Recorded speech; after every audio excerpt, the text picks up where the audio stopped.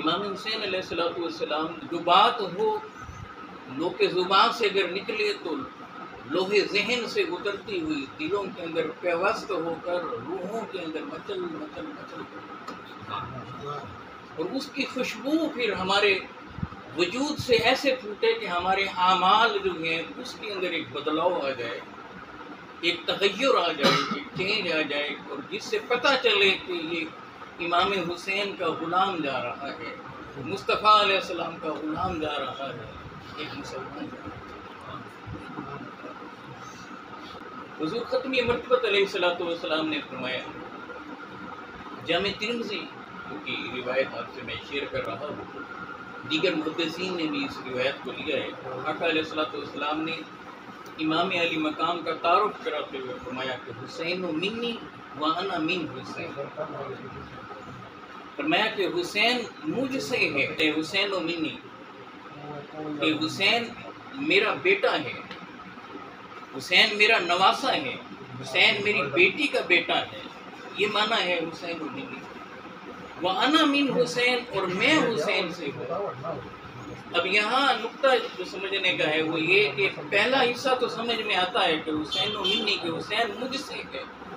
مگر یہ جو دوسرا پہلو ہے وہ انا من حسین، میں حسین سے ہوں، یہ کیسے ہوتا ہے؟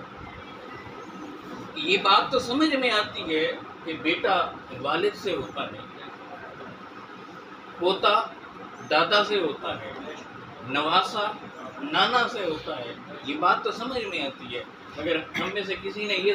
کبھی سنا کہ والد یہ کہے کہ میں بیٹے سے ہوں، دادا یہ کہے کہ میں پوتے سے ہوں، نانا یہ کہے کہ میں نواسے سے ہوں؟ مگر عجیب نکتہ ہے، میرے آقا علیہ السلام فرما رہے ہیں حسین منی وانا من حسین، حسین مجھ سے ہے یعنی میرا نواسا ہے، مگر ساتھ میں فرما وانا من حسین، میں حسین سے۔ تو اس کے بہت سارے زاویے، بہت ساری جہتیں ہیں، میں ان میں سے صرف ایک جہت یہاں رکھ کر اس میں سے پھر میسج لینا چاہتا ہوں، وہ یہ کہ جب آقا فرماتے ہیں حسین منی، تو اس کا مطلب ہے حسین میرا بیٹا ہے، میرا نواسا ہے، میرا پروردہ ہے، میرا تربیت یافتہ ہے،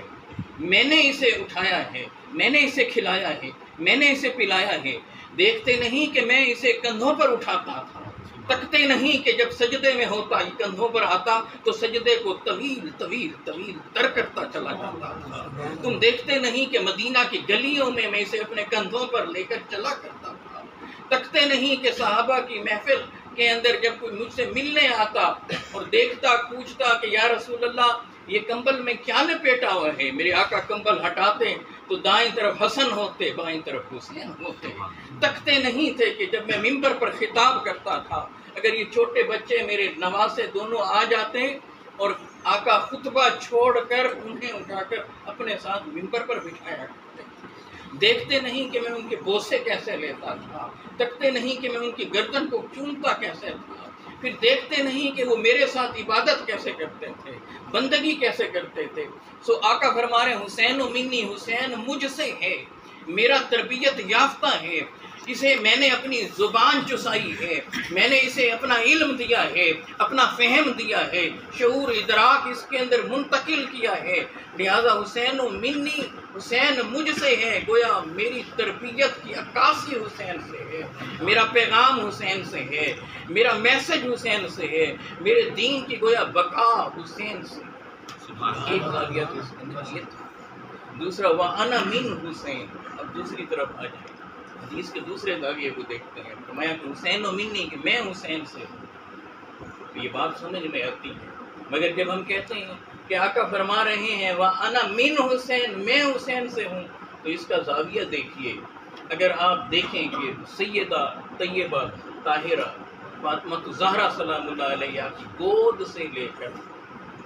امام حسین علیہ السلام کی ولادت سے لے کر 61 ہجری تک اگر آپ دیکھیں، امام حسین علیہ السلام کا رول دیکھیں کیا ہے، امام حسین علیہ السلام کی شخصیت پر آپ نگاہ ڈالیں تو سیدہ فاطمہ کی گود سے لے کر ولادت سے لے کر مقام کربلا تک جب آپ امام حسین علیہ السلام کی شخصیت کا مطالعہ کریں گے تو آپ کو نظر آئے گا کہ آقا کا یہ جملہ حسین و منی، حسین مجھ سے، میرا یہ نواسہ ہے۔ مگر جب آپ 61 ہجری میں میدان کربلا سے لے کر قیامت تک آگے آپ دیکھیں گے تو پتہ چلے گا وَأَنَا مِنْ حسین، میں حسین سے۔ کیوں؟ اس لیے کہ میرا دین حسین سے ہے، میرا اسلام حسین سے ہے، کہ یہ جو کربلا کی وادی میں جا کر امام علی مقام اپنے آپ کو اور اپنے خاندان کو دین کے لیے پیش کر رہے ہیں، شہادت کے لیے پیش کر رہے ہیں، اور اسلام کی آبیاری کے لیے اپنا اور اپنے خاندان کا خون دے رہے ہیں، تو فرمایا کہ میرا اسلام حسین سے ہے، میرا دین حسین سے ہوگا، میرا پیغام جو ہے یہ حسین سے ہے۔ تو گود فاطمہ سے لے کر کربلا تک اگر دیکھیں تو حسین منی، آقا فرمایا حسین مجھ سے ہے، یہ میرا نواسہ ہے۔ وَأَنَا مِنْ حسین، کربلا کے دین سے اگر آپ دیکھیں قیامت تک اگر امام حسین علیہ السلام حق کے لیے نہ نکلتے، سچ کے لیے نہ نکلتے، دین کے لیے نہ نکلتے، اسلام کے لیے نہ نکلتے، تو آج اسلام اپنی اصل شکل میں، جو آج اسلام کی حقیقی شکل ہم تک پہنچی ہے، اب دیکھیں کتنے تغیرات آئے، کتنے معاملات ہوئے، مگر دین کا اجلا چہرہ وہ ویسے ساتھ ساتھ چلتا چلتا آج ہم تک پہنچا ہے۔ اگر اس وقت امام حسین علیہ السلام یزید جیسے شخص کے ہاتھ پر بیعت کر لیتے تو آج جو ہے اسلام کا حقیقی چہرہ سامنے نہ ہوتا، مسخ ہو۔ اس لیے کہ امام حسین علیہ السلام تخت و تاراج کے لیے نہیں نکلے تھے، قوت و اقتدار کے لیے نہیں نکلے تھے۔ اگر امام حسین علیہ السلام تخت کے لیے اگر نکلنا چاہتے تو پھر انہیں نکلنے کی ضرورت نہ تھی، مدینہ کے اندر بیٹھے رہتے تو وہاں پر امام حسین علیہ السلام وہ زیادہ سازگار فضا ملتی۔ اگر محض انہیں اقتدار چاہیے ہوتا تو مکہ کے اندر وہ سٹے فرماتے کہ وہاں اطراف و اکناف کے اہل ایمان وہاں جمع ہو جاتے، انہیں ریگزار کربلا میں نہ جانا۔ اگر وہ ریگزار کربلا میں گئے ہیں تو اس لیے گئے ہیں کہ وہ یزید کی شخصیت کو جانتے تھے، اس کی پرسنالٹی کو جانتے تھے۔ اس وقت وہ اسلام کے جو بڑے بڑے اعمال ہیں، امور ہیں، ان کو وہ بدل کر رکھ رہا تھا۔ نمازوں کی پابندی اس میں نہ تھی، سچ اور جھوٹ کے اندر فرق اور تمیز وہاں پر نہ تھی۔ اب وہاں دیکھیں کہ شراب نوشی عام تھی، زنا عام تھا، حتیٰ کہ سوتیلی بہنوں کے ساتھ زنا، ہسٹری ہمیں بتاتی ہے، لیکن میں وہاں سے اس لیے ریفرنس نہیں دے رہا کہ کسی کو اس پر تشکیک ہو کہ اس کے بعد واقعہ کربلا ہوا اور امام حسین علیہ السلام شہید ہوئے، تو نہیں، میں اس سے پیچھے پلٹ کر جانا چاہتا ہوں۔ میرے آقا علیہ السلام فرما رہے ہیں،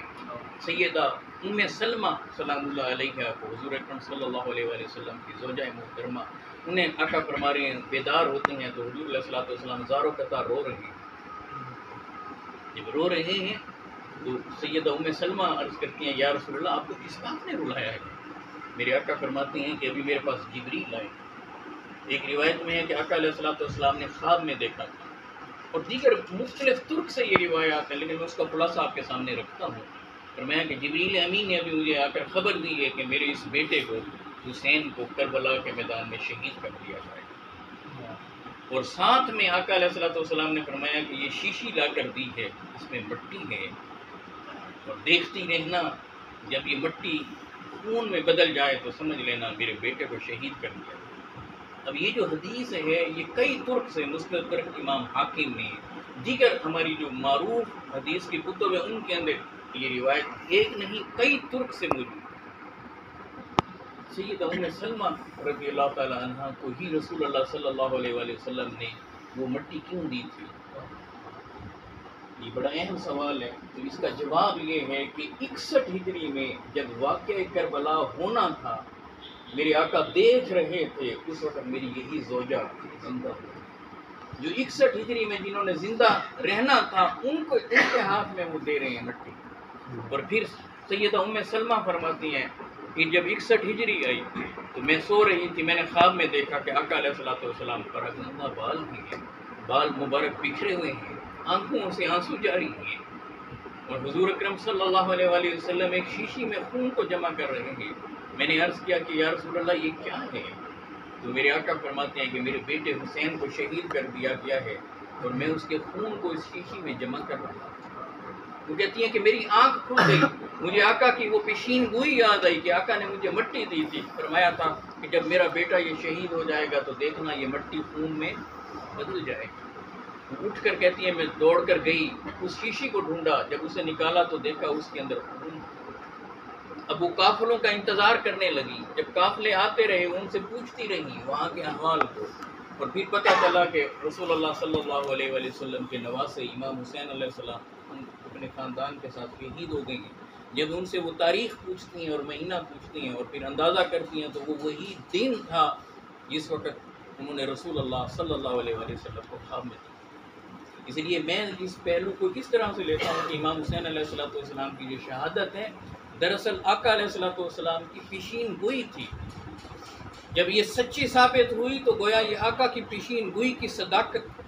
اور ادھر سے یہ نقطہ تھا کہ میرے آقا بھی جانتے تھے کہ حسین شہید ہوں گے، مولا علی کرم اللہ وجہہ بھی جانتے تھے کہ حسین شہید ہوں گے، سیدہ کائنات بھی جانتی تھی حسین شہید ہوں گے، اور خود امام حسین علیہ السلام بھی جانتے تھے کہ میں نے شہید ہونا ہے۔ مگر آپ ہسٹری اٹھا کر دیکھیں، احادیث کی کتابیں اٹھا کر دیکھیں، کسی ایک مقام پر بھی آپ کو یہ نہیں ملے گا کہ اللہ کے رسول صلی اللہ علیہ وآلہ وسلم نے یا مولا علی نے یا سیدہ کائنات نے یا خود امام حسین علیہ السلام نے دعا مانگی ہو کہ باری تعالیٰ ہمیں اس مرحلے سے بچا ہے۔ ایسا کیوں ہے؟ اس لیے کہ صبر کی اس بلند ترین مقام پر امام حسین کی پرسنالٹی نظر آتی ہے، اور وہاں سے پتہ چلتا ہے کہ میرے آقا علیہ السلام نے جب یہ فرمایا تھا الحسن والحسین سیدہ شباب اہل الجنہ، حسن اور حسین جنتی جوانوں کے سردار ہیں، تو کل کوئی انگلی نہ اٹھا کر کہہ دے کہ چونکہ آقا کے بیٹے تھے، نواسے تھے، اس لیے انہیں جو ہے نا خوشخبری سنا دی کہ یہ جنتی جوانوں کے سردار ہیں۔ نہیں بتایا کہ دیکھو نہ وہ پیغمبر ہیں، نہ نبی، نہ رسول، اور ہیں بھی کون؟ میرے شہزادے ہیں، میری اہل بیت میں سے ہیں، مگر میں تربیت ان کی ایسی کر کے جا رہا ہوں کہ جب دین پر کڑا وقت آئے گا تو دین کے لیے اپنی اور اپنے خاندان کی جان اس انداز میں نچھاور کریں گے، قیامت تک ان کا ذکر باقی رہے گا، اور سمجھ میں آئے گا کہ جنتی جوانوں کے سردار کیسے ہیں۔ تو یہاں سمیٹتا ہوں، اس کا ایک رخ اور دکھانا چاہتا ہوں۔ انسانوں کو اگر آج کے دور کے اندر اہل ایمان کو اور باقی لوگوں کو اگر آپ تقسیم کرنا چاہیں تو دنیا میں اس وقت دو طرح کی سوچیں ہیں، ایک حسینی سوچ اور ایک یزیدی سوچ۔ اگر آپ بغور دیکھیں گے، حسینیت حق کا استعارہ، سچ کا استعارہ، حق کے ساتھ کھڑے ہو جانے، حق کے لیے ڈٹ جانے، دین کے لیے کھڑے ہونے کا۔ اور یزیدیت کیا ہے؟ وہ یہ کہ حق سے ٹکرانے کا نام ہے، دین سے ٹکرانے کا نام ہے، اسلام سے ٹکرانے کا نام ہے۔ یہ دو سوچیں ہمارے سامنے آتی ہیں۔ تو آج ہم نے صرف سوچنا یہ ہے کہ ہم نام تو امام حسین علیہ السلام کا لیتے ہیں،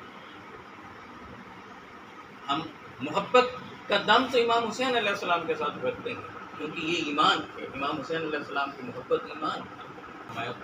من احب الحسین فقد احبنی ومن احبنی فقد احب اللہ ومن ابغض الحسین فقد ابغضنی ومن ابغضنی فقد ابغض اللہ۔ جو حسین سے محبت کرتا ہے وہ مجھ سے محبت کرتا ہے، جو مجھ سے محبت کرتا ہے وہ اللہ سے محبت کرتا ہے، اور جو حسین سے بغض رکھتا ہے وہ مجھ سے بغض رکھتا ہے، اور جو مجھ سے بغض رکھتا ہے وہ اللہ سے بغض رکھتا ہے۔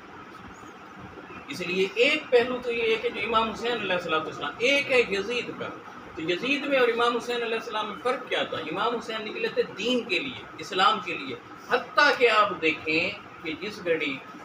10 محرم الحرام میں امام حسین علیہ السلام شہید ہوئے ہیں تو انہوں نے اس وقت بھی نماز کو نہیں چھوڑا، سجدے میں تھے، سر دے دیا ہے،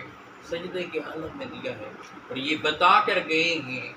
کہ جو حسینی ہوگا وہ اللہ کی بارگاہ میں ہمیشہ ہمیشہ ہمیشہ جھکنے والا ہوگا، نماز ادا کرنے والا۔ تو کہیں ایسا تو نہیں ہے کہ آج امام حسین علیہ السلام کا ہم نام لیتے ہوں مگر جب نماز کا وقت آتا ہو تو ہم امام حسین علیہ السلام کے کیمپ میں نظر نہ آتے ہوں، یزید کے کیمپ میں۔ امام حسین سچ کے لیے نکلے تھے، آج کہیں ہم جھوٹ بول کر یہ تو نہیں کر رہے کہ نام امام حسین کا لے رہے ہیں، کام یزید والے کر رہے ہیں۔ آج کہیں ایسا تو نہیں کہ نام ہم حسین کا لے رہے ہوں اور پھر شراب بھی پی رہے ہیں، تو کام یزید والے، نام حسین کا۔ کیا ہمارے اندر یہ کہیں نفاق تو نہیں ہے؟ کہیں ایسا تو نہیں ہے کہ ہم امام حسین علیہ السلام دین کے احیاء اور دین کے نظام کو نافذ کرنے کے لیے نکلے تھے، اور آج کہیں ایسا تو نہیں ہے کہ جب دین پر عمل کرنے کا وقت آئے، سود چھوڑنے کا وقت آئے، اس وقت ہم سود کھا رہے ہوں، لے رہے ہوں، اور اس معاشرے کے اندر آواز بھی نہ بلند کرتے ہوں جہاں ملک جو ملا ہے ہمیں لا الہ الا اللہ کے نام پر، اس کا سب سے بڑا بینک سٹیٹمنٹ آف پاکستان صبح صبح شرح سود کو طے کرتا ہو، اور قرآن اسے کہتا ہو سود کو یہ اللہ اور اس کے رسول کے ساتھ اعلان جنگ ہے، اور میرے آقا علیہ الصلوۃ والسلام کہتے ہیں کہ سود لینے والا کھانے والا گویا ماں سے زنا کرنے کے مترادف، اور بعض روایات میں 70 بار زنا کرنے کے مترادف۔ اتنا بڑا گناہ کبیرہ وہ ہوتا ہو اور ہم اس سے رکیں بھی نہ، اور اس کے خلاف زبان بھی نہ بولتے ہوں اور اویئرنیس بھی نہ دیتے ہیں، کہیں ایسا تو نہیں ہے؟ تو یہ کام تو یزید کا تھا، حسین کا تو نہیں۔ تو نمازیں یاد رکھ لیں کہ دین پر عمل، دین کے شعار کا تحفظ، اور دین پر مستقل مزاجی کے ساتھ ڈٹے رہنا، اور کسی خوف کے بغیر اعلائے کلمۃ الحق کو بلند کرنا، یہ حسینیت ہے۔ اور اگر ہم دنیا سے ڈرتے رہے، سچ کا ساتھ نہ دیا، تو پھر سمجھ لیجئے کہ ہم امام حسین علیہ السلام کے کیمپ میں نہیں ہیں، تو پھر کس کے کیمپ میں کھڑے ہیں؟ جی نام حسین کا لے رہی ہیں اور کام ہمارے کس طرح؟ یہ اپنے احوال کو، امام حسین علیہ السلام کی محبت کا تقاضا یہ ہے کہ آج ہم جب اٹھیں یہاں سے تو کوئی نہ کوئی چیز صرف امام حسین علیہ السلام کی خاطر اپنی پرسنالٹی میں سے نکال دیں۔ جھوٹ ہے، غیبت ہے، چغلی ہے، سود ہے، کسی ایک کے لیے تہیہ کر کر چلیں۔ اگر کوئی نماز ہم نہیں پڑھ رہے تو اس کے لیے کمٹمنٹ اپنے آپ سے کریں، اللہ سے کریں کہ آج سے ہم یہ کام کریں۔ اینڈ پر صرف یہ پیغام دینا چاہتا ہوں کہ اپنے بچوں میں سے، اپنی اولادوں میں سے ایک بچے کو مصطفیٰ علیہ السلام کے قدموں میں اسے قرآن مجید حفظ کروائیں اور ٹرانسلیشن کے ساتھ پڑھائیں، قرآن مجید بغیر ٹرانسلیشن کے اس کا جو وہ مقصد ہے وہ پورا نہیں ہوتا۔ اور اس کے بعد اس بچے کو سیرت طیبہ کا اتنا حصہ اور احادیث طیبہ کا اتنا حصہ کہ معاشرے کے اندر رہنا کیسے ہے اور حلال اور حرام میں فرق کیسے کرنا ہے، اسے صرف اتنی دین کی تعلیم لازمی دلوائیں آقا کے قدم۔ اس کے بعد آپ اسے ماسٹرز کروائیں، ماڈرن تعلیم دلوائیں، بی ایس کروائیے، ایم فل کروائیے، پی ایچ ڈی کروائیے، پوسٹ پی ایچ ڈی کروائیے، آپ اسے سی ایس ایس کروائیں، آپ اسے ڈاکٹر بنوائیں، انجینئر بنوائیں، آپ اسے سی اے کروائیں، آپ ججز بنوائیں، آپ دنیا کے اعلیٰ سے اعلیٰ عہدے پر اسے پہنچائیں، اعلیٰ سے اعلیٰ مقام پر پہنچائیں، مگر اس سب سے پہلے اسے اچھا انسان اور مسلمان، کیونکہ حضور اکرم صلی اللہ علیہ وآلہ وسلم کی تعلیمات میں سے کوئی بھی ایسی نہیں ہے کہ جو امن پر مبنی نہ ہو